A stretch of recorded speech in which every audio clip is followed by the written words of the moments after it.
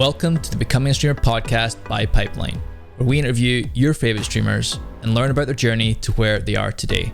I'm your host and co-founder of Pipeline, Snoopy. Today, I'm sitting down with Hafu, a former pro in World of Warcraft that now has over 700,000 followers on Twitch and has won numerous titles across different games. Wild. She's also accepted into the Forbes 30 Under 30 class of 2020 and has now been streaming for over 8 years.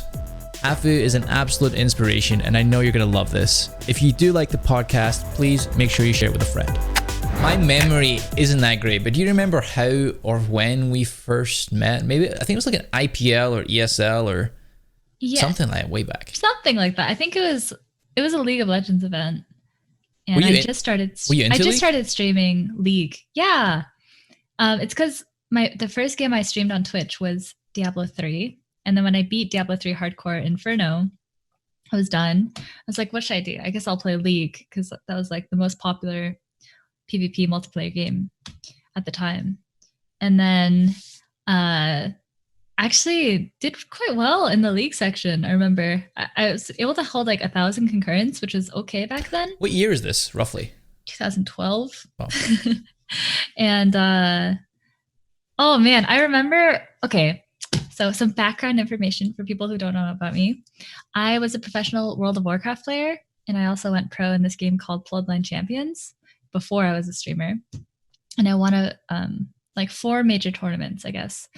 I would say 4.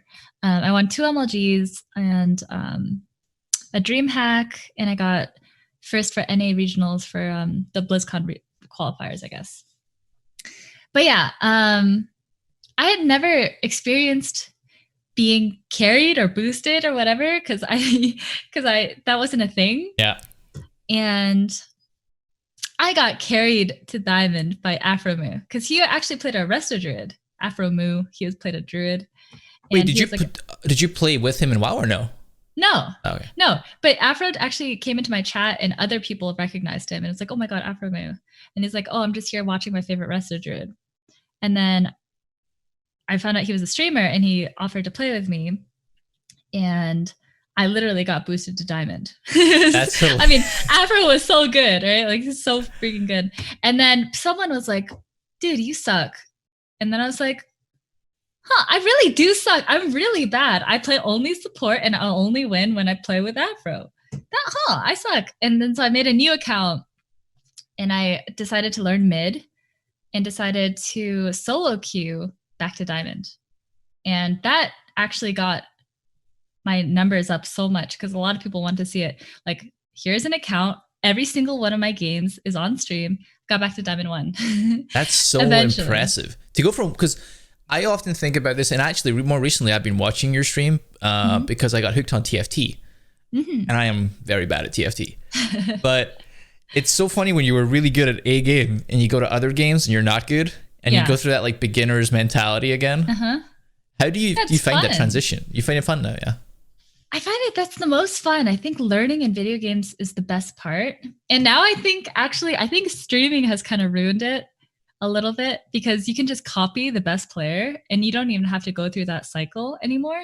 There's no trial and error because you just watch the best person do it and then copy them. And if you can't do it, that sucks. I mean, then you're limited anyway, right? Well, I gotta admit, I was watching your stream and a couple other streams, and I'm like copying the builds, which is the easy part. But then it's like the decision making when the counter's going down, you're like, oh, I should do that. Yeah. That part I don't play enough games anymore. Yeah, I mean, but that takes time, right? I mean, it's not like you can just watch someone do it and then be able to emulate it perfectly. But I'm just saying it's a lot easier than before where you really couldn't copy anyone. Like if someone beat you, you could maybe try to copy their build and stuff, but you don't get to see exactly how they're playing. You can't even ask them why they're doing that, right? Like it has to make sense for you from an outsider's perspective instead of like literally you're on someone's stream. You can ask them why they did it. They'll tell you and you can watch from their perspective. That's super OP. Yeah, it's like having LeBron James having a GoPro strapped to his chest. Yeah, that's crazy. Yeah. I mean, you're not going to become LeBron James, but you'll get a lot better, a lot faster than if you were just trying to tackle it by yourself. Which is cool. Well, I wanted to, before diving too deep into the podcast, I just want to give a context because not everyone, I feel like everyone should know Hafu, but not everyone will. So where are you streaming today? And how long have you been streaming for? I'm streaming in I live in Fort Worth, Texas right now. My fiance has a house here, so I live here. And I've been streaming for almost 8 years now. Wow. Yeah. Impressive. And you're on Twitch, and you just resigned to Twitch. Yeah. I just resigned to Twitch. Yeah, so I'm really, really pumped about that. Twitch has always been my home, and it will continue to be my home. That's super cool. So I want to wind the clock right back to before you even got started. And you mentioned a little bit in the kind of intro was that you get your start in competitive gaming. How did you get your start in competitive gaming? Okay, so it's kind of, I always thought I got really lucky because I didn't play video games unless you count like Neopets or The Sims. I dabbled in like Pokemon Gold, like really basic games. But my boyfriend in high school wanted me to play World of Warcraft with him over the summer. And I just wanted to hang out with them. So I got the game and I got really hooked. I actually got mono, which is the kissing disease, I didn't even get it from him. I got it from a water bottle at camp. Wow. But I was sick for 2 months and all I did was play WoW and I got really hooked. And then when he dumped me, I got depressed and turned to WoW and was super hooked.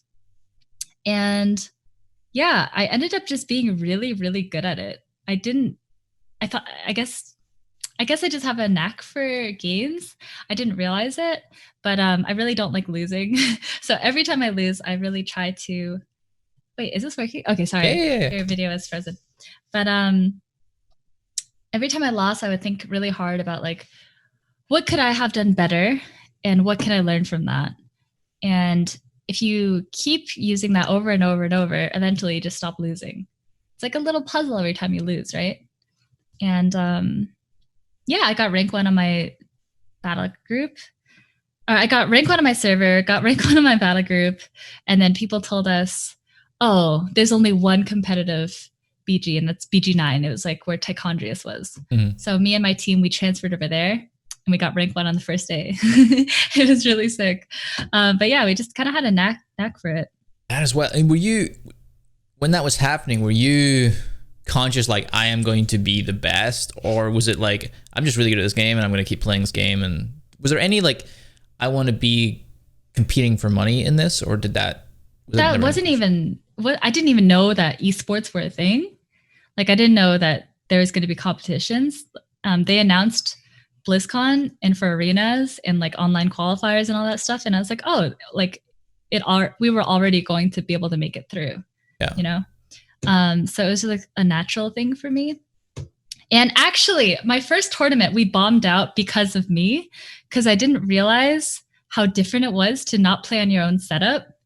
And because I had no computer gear. Online people. You can't. No. It's okay. Do you remember square monitors, like square CRTs? Now, yeah, I didn't have a CRT at that point. It was a flat screen one, but it was a square, not a widescreen. Okay, yeah. Going from the square to the widescreen, it's so disorienting. So like, did you fail qualifiers or something?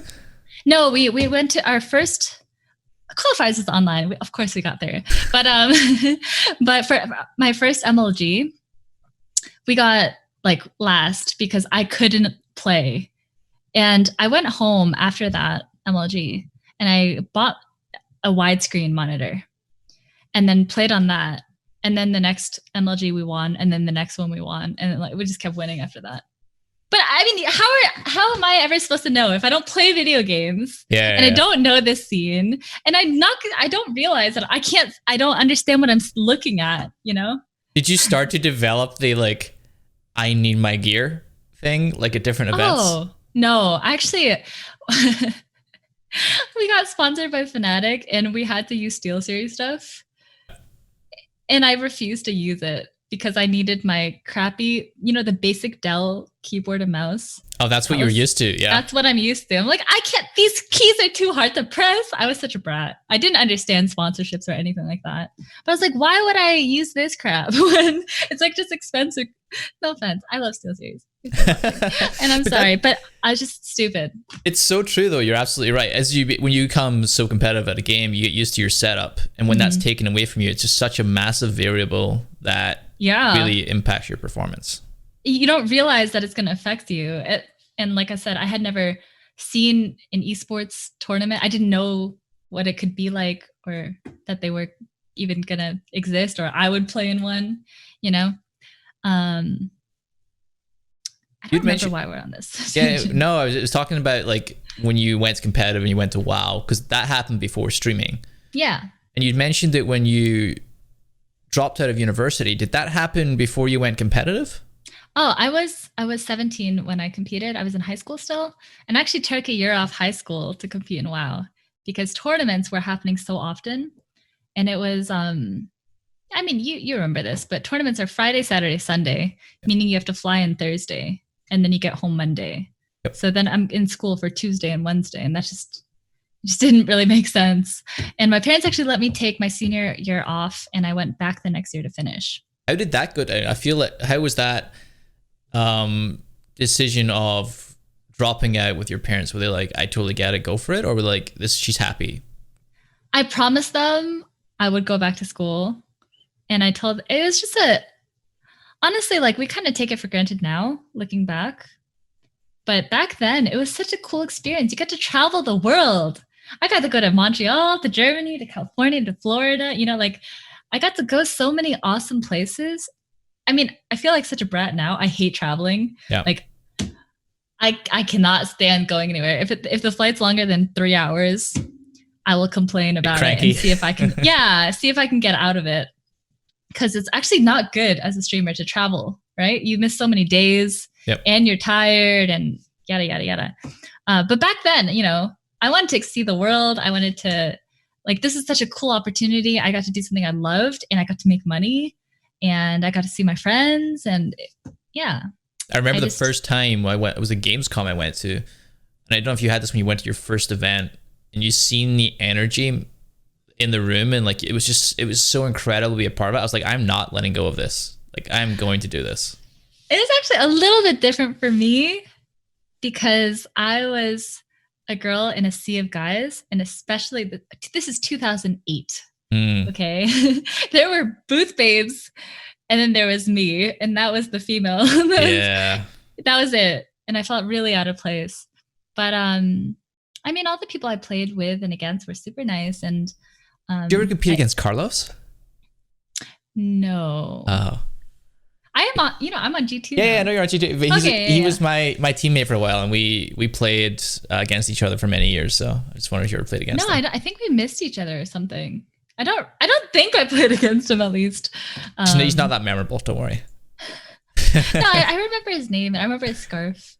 But, I think I knew him more from his League of Legends pro days rather than World of Warcraft. Yeah. How's it been going, or for you, when was that I'm going to go full time? Because I'm guessing you didn't go back to university. Oh, okay. So I dropped out of high school, went back, finished, and then went to college. And my first year of college, I got addicted to Bloodline Champions. Do you know Too Good? Yeah. Okay, so he was kind of like my mentor in all of this, and he helped me get sponsored by Fnatic. And then he introduced me and a bunch of the pro WoW players to Bloodline Champions, which later on became Battle Right, if you guys have heard of that. That was so much fun. That was the 3v3 mode. I got hooked on that for a while. Yeah. So I won DreamHack for that game. You did? Yeah. So I didn't know that. That's so cool. Yeah, it's a 3v3 game, and it was my second video game. So I always said I got really lucky with WoW. And then after I won DreamHack, I was like, oh, maybe I'm okay at games. And the thing about that is I thought I was so bad at games naturally because, okay, when I first started playing WoW, I couldn't move my camera.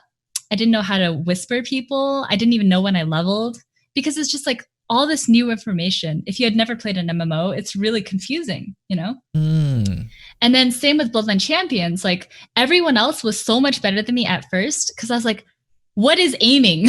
Like, what are skill shots and how am I supposed to know where to aim anything?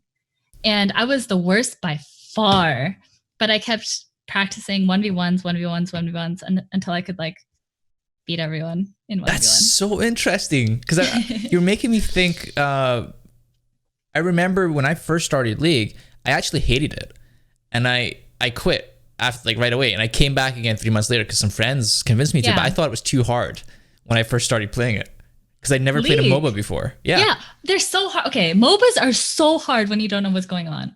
You're like, how do you even learn how to jungle? You know, it's like, wait, the creeps are killing me. When do I know when to heal? When do I buy? I didn't know how to jungle, so I'd sit in lane until level 3, get a bunch of EXP, then go jungle because I couldn't do it. But at least no one knew how to do it back then. Yeah.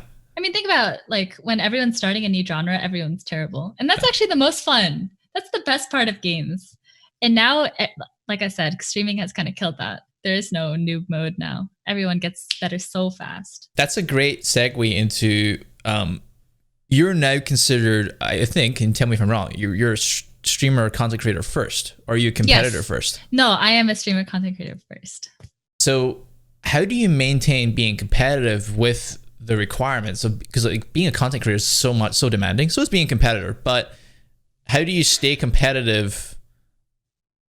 Because you went from WoW to Hearthstone to Battle Right that I didn't know about. Mm-hmm. Then you're in TFT now and you're competitive in that. So how do you stay so competitive? You don't have to. What I realized is you don't have to be the best to get viewers.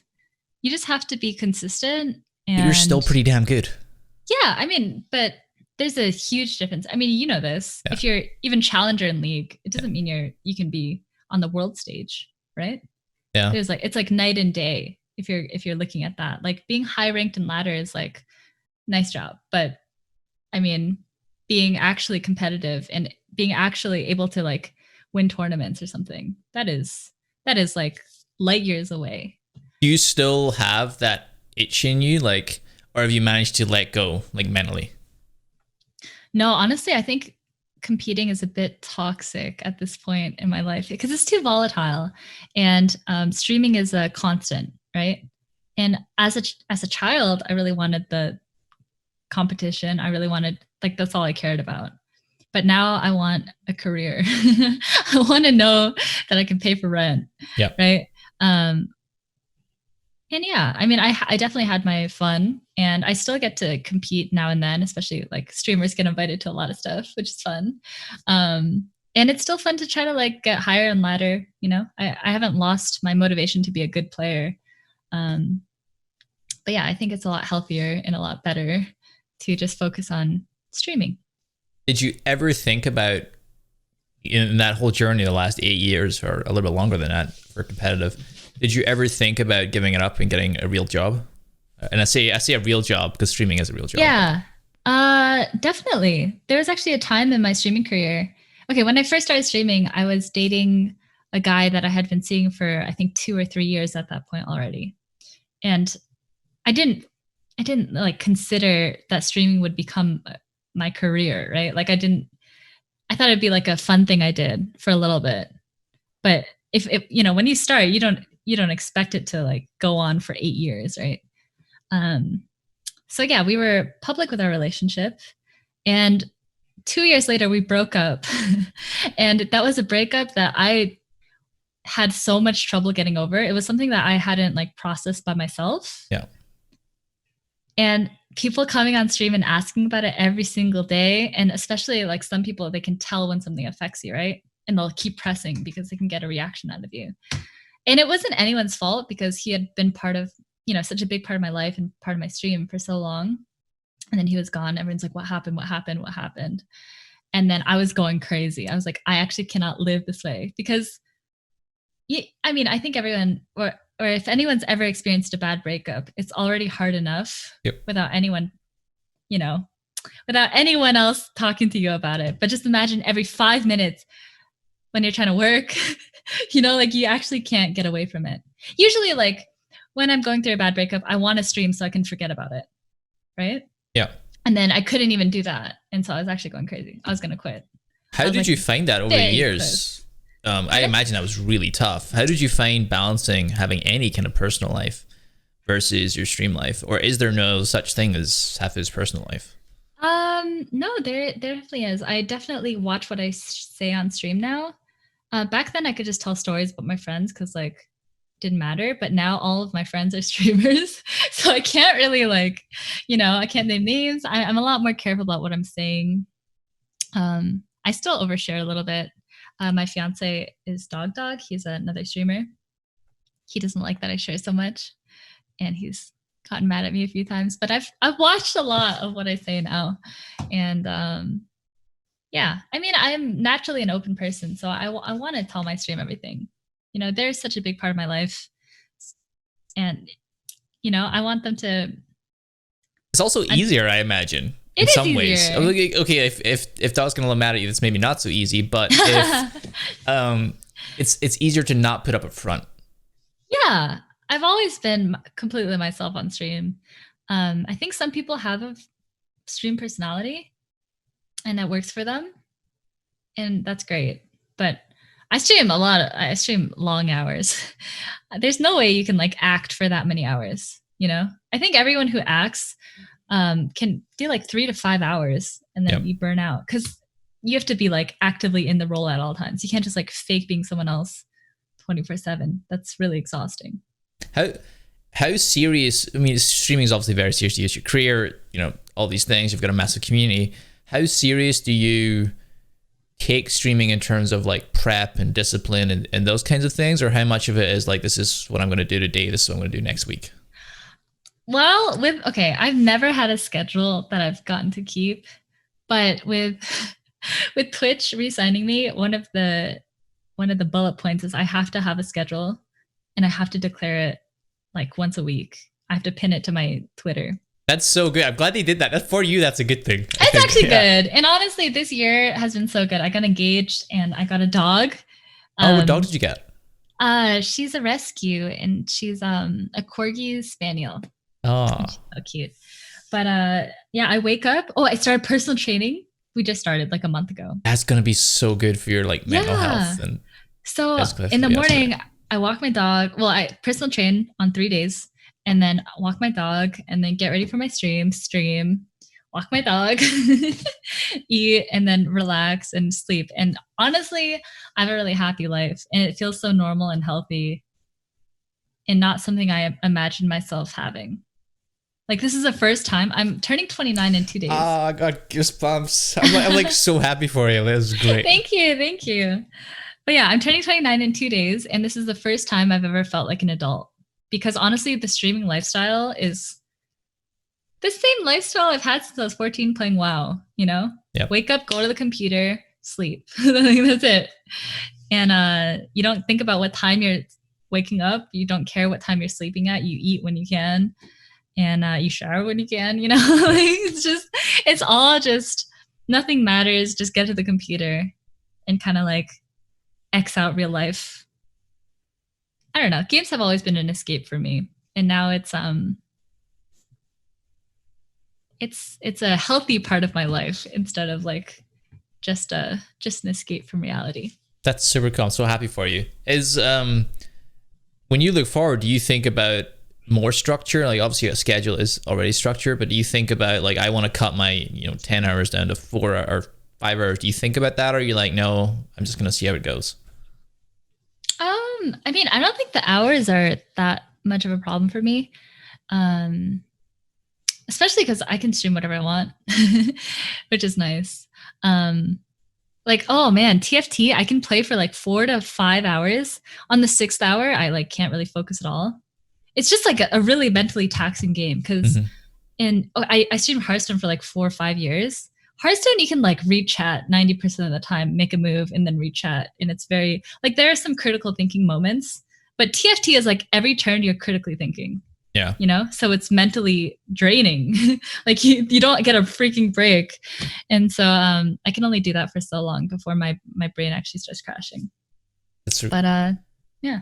Did you over the years have like a big break, or was it like linear growth for you? I've had a few big breaks. Like I said, in League of Legends, I started growing that number up from League. I started League with like 300 viewers. Oh, okay. So for streaming, I got a head start, right? Because I was a pro WoW player. Yep. And so a lot of people already knew me. And then I also had a lot of pro friends. I mean, you know how important like networking is in streaming, right? And actually it was HD StarCraft, if you guys know him. I don't. Name. Was he pro? He wasn't pro, but he had a very popular StarCraft 2 YouTube, like super popular. And I actually didn't even know him in person, but I was friends with like Idra and like Pain User, Inca, like all those people, Huck, because MLG has had StarCraft 2 there as well. And I was playing with some of them in Diablo, and he was in the same Mumble. And he was the one who talked me into playing Inferno and convinced me to stream it. And I didn't want to stream. I absolutely did not want to stream because honestly, back then it was really toxic. Being a girl online was toxic. Yeah. And after I quit WoW, I stopped using voice chat with anyone I didn't know. And I stopped using like anything that would suggest that I was a female, because it's just way better if you can just play. And it's like, why would I put myself through that again? And then the way he said it was like, if you have content that you're proud of, then you should be proud of it. People are always going to give you shit, no matter what you do and what you accomplish. Are you just never going to do anything again? And it's so good. It's so like stoic and like profound. Yeah. That's such good advice. And I was like, okay, that sounds good. Also, I heard Idra was making $1,000 in ads a day. That definitely helped too. I was like, what? What? So yeah, I started off my first stream with like 3,000 viewers. I think it blew up in China or something. Someone posted it somewhere. And then I modded a random person and they banned every Chinese person. I didn't understand what moderating was. Yeah. Okay, or Twitch. And it was so bad because they're like, just mod me, you know, like it's my first stream. I'd never watched a Twitch stream before. It's so bad. I think that, to your point there though, that's a lot of people like put a lot of pressure on themselves to like have everything right and like know how to do everything. And the reality is like, I mean, look, you're so successful today, but you didn't know what you were doing at all. Even when you first got into games and then into content creation, you had no idea. Yeah. I mean, we're all just trying to do our best. You can't do everything perfectly. And especially on stream, right? Like we're human. You can't be perfect on stream all the time. Like, I don't even know how many hours I've been live on Twitch and how many failed moments I've had, right? But I think that's good. It makes you relatable. It makes you human. That seems like a great compilation series. It's just like, oh no, times I've failed. Oh yeah. Did you have any like big mistakes you felt you made in your career so far? I cared a little too much about being strict at the beginning. Like I banned everyone who would copy pasta. Oh, really? And now my chat refuses to do it because back then it was way more copy pastas back then, especially in Hearthstone chat, was like ridiculous amounts. Like if you ever went to Crips chat or, you know, any of the big Hearthstone streamers chats, Forson's chat, it's just like nonstop copy pastas and you can't read a single word. And I thrive off my community talking and chatting. So anything that would promote spam, I would permaban. And it got people don't like getting permabanned. You know, They really don't like it. So I kind of built a bad rep for myself in being so strict. I kind of regret that because I wish my chat was a little more spammy and a little bit more trolly now. I think it's a touch of both worlds. You've cultivated such a good community, so that's like a really good thing. And then if it was spammy, I guess, yeah. It's such a catch-22 because I bet the people that have really spammy chats are like, oh my God, this is ridiculous. Yeah. I mean, but also, I don't know. Also, one big mistake I made was I took myself too seriously and I got offended by everything. And yeah, I've definitely loosened up a lot. And sometimes it's just more fun to like harass the person back. Not harass, that's not a good word. But just to like call someone out on their stupid comments and to let them know.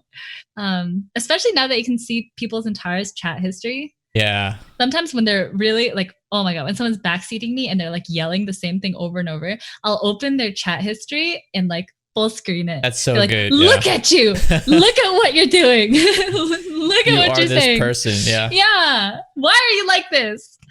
And I don't know, it's kind of fun. Do you give yourself any time over the years? Did you ever take time off? I did once, twice. I've done like maybe 2 weeks off twice ever. I want to say because once my stream was popping off in Hearthstone because there was this challenge, the 110 challenge. Basically, you had to win 10 arena runs. You had to win 100 times in 10 runs, which is an average of 10, which is ridiculous. I averaged on the high end, like 8.5. Anyway, it's a really cool challenge made by Amaz, and a lot of people attempted it. And the highest results at that time were like 60 something. Because you had to give up once it was impossible. Oh, it was like over, you couldn't go again. Okay. Yeah.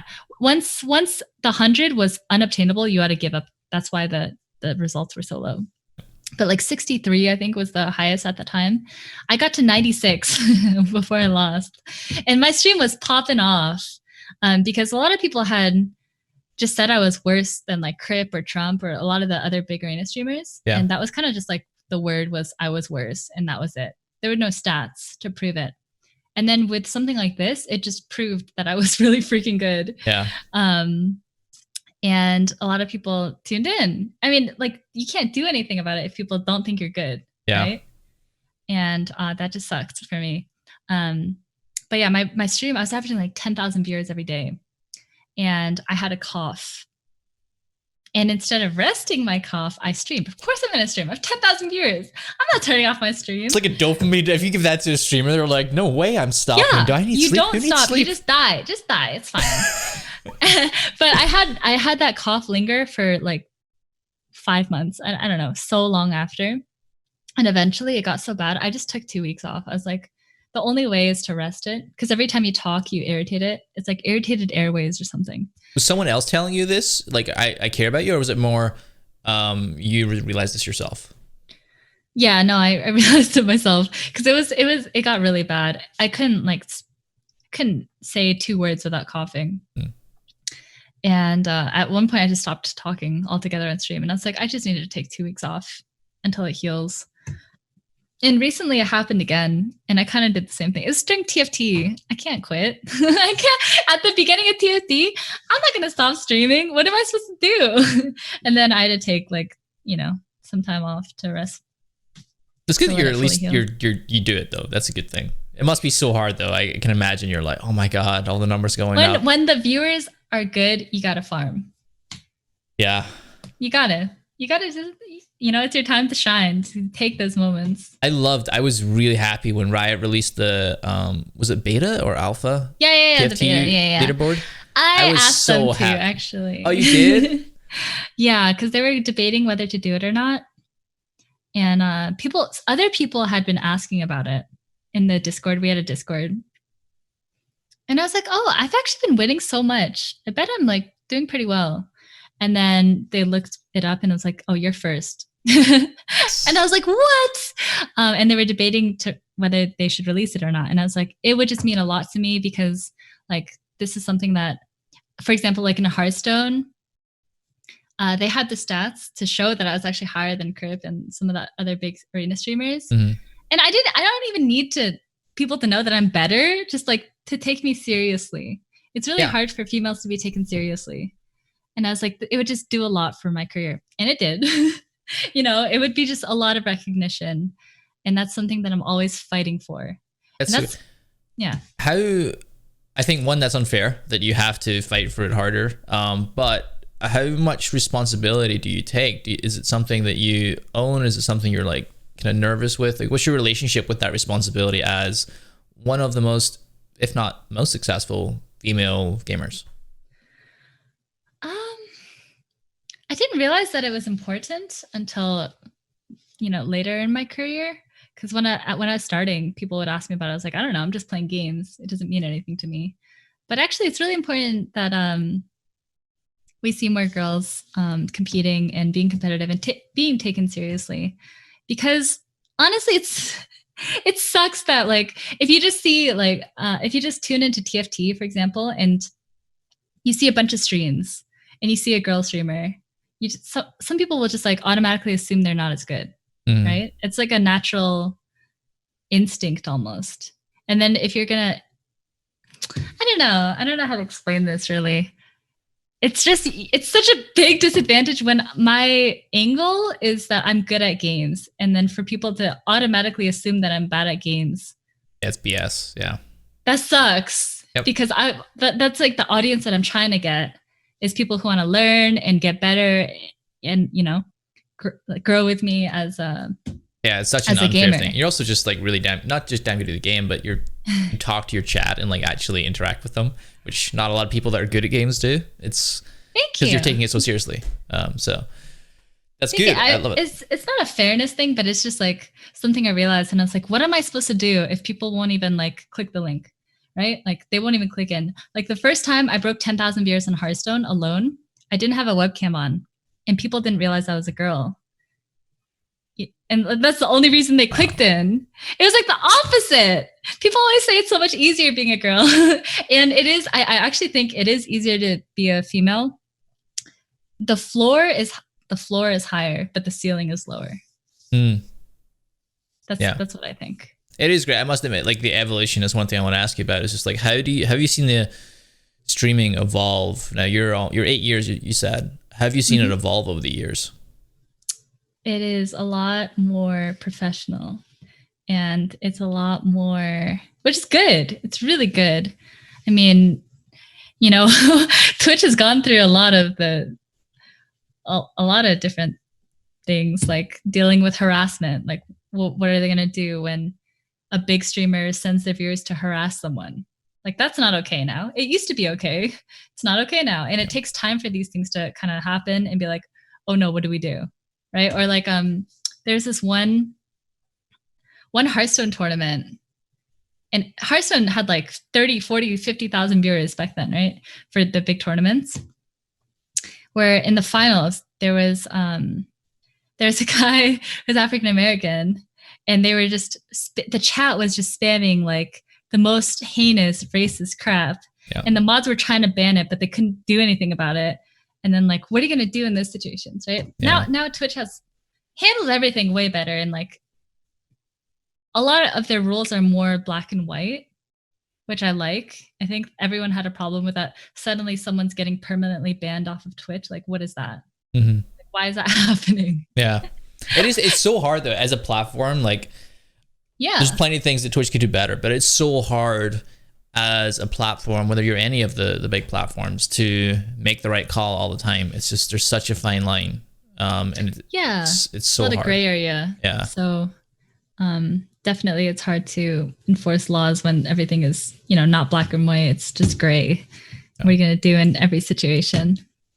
But they're working on it. They're improving. And it's like I said, especially with Amazon taking over, it's gotten a lot more professional. One thing I've loved is seeing with all the new platforms, like, YouTube, Facebook, Mixer, like all putting their hat in the ring, it's, I think, made Twitch step up a lot in a very good way, which I think is great for viewers, like all up. Yeah, definitely. I mean, competition is good for everyone. Yeah. Right.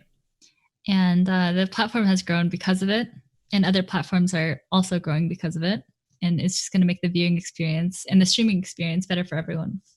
What do you think of like streaming in 5 years? How do you think it's going to be? I hope I'm still on Twitch. I don't know. I'm not sure how it's going to change further from here, but I think they're going to create new ways for ads because they're still kind of fighting the ad block. Yeah. Like, what are going to do? Because I mean, you remember back in like 2012, 2013. Yeah. Ads made a lot because no one had ad block. I remember 1 month it was like 1 month I got 13.5K just from ads. Yeah. And this was back in 2010 or 11, something, or like super early. Yeah. And I was like, holy shit, this is crazy. And Because no one had ad block. Yeah. Now 90% have ad block, so it's kind of ridiculous. Yeah. And I mean, it's kind of interesting because now instead of buying ad space, they buy streamers to promote their game, or something like that, which is better for me. Yeah. Worse for Twitch. Actually, kind of better for Twitch too. I think it's a catch-22. I do think you're right. There's monetization is going to step up. I also just think that we're still really early in live streaming. It sounds crazy, like there's been a decade now, but I still think with the increased competition, we're at such early innings of live streaming all up. I think that while there's this tension between like enough audience for the amount of eyeballs, I think that's just going to keep going up. There's going to be more eyeballs on live content. There's going to be more creators.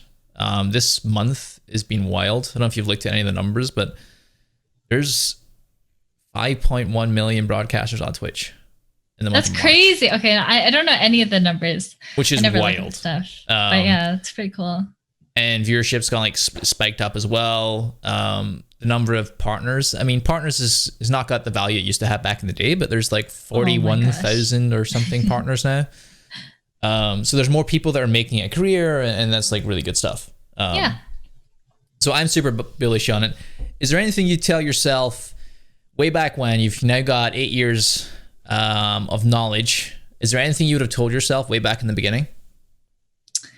Understand your angle and push it.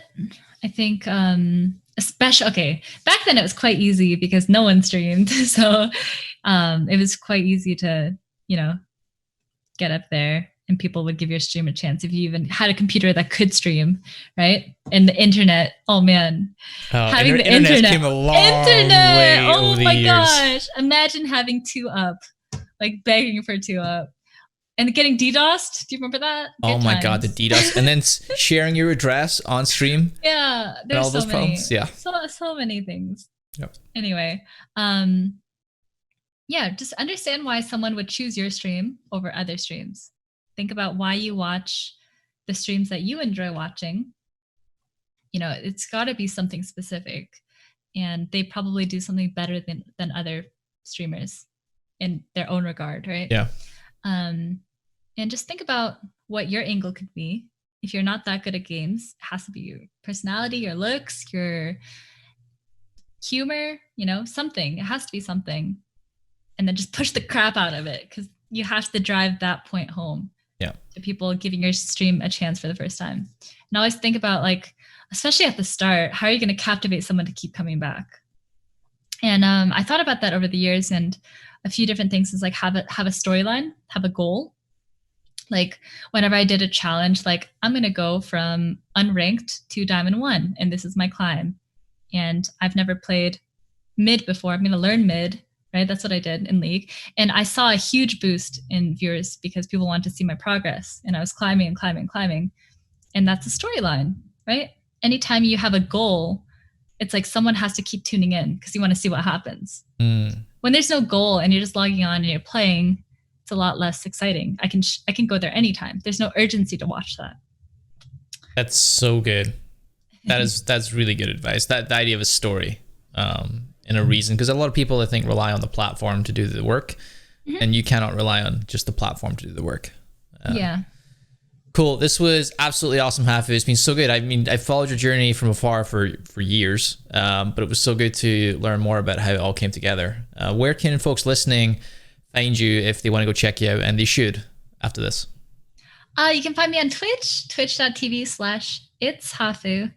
And yeah, hope to see you on my stream.